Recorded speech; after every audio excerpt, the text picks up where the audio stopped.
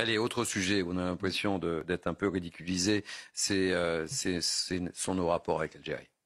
Indiscutablement.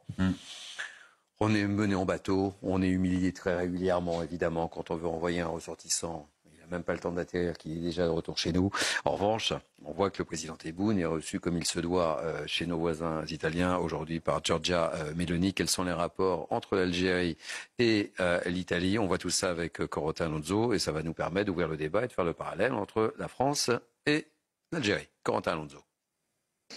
Accueilli à Rome, le président algérien offre des fleurs à Giorgia Meloni.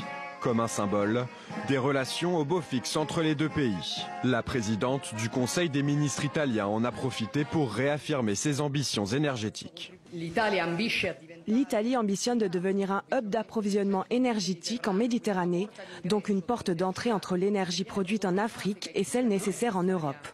Des ambitions illustrées par des partenariats entre les deux géants de l'énergie, l'Algérien Sonatrach et l'Italien Eni. Des ambitions illustrées par des partenariats entre les deux géants de l'énergie, l'Algérien Sonatrach et l'Italien Eni. Des ambitions illustrées par des partenariats entre les deux géants de l'énergie, l'Algérien Sonatrach et l'Italien Eni.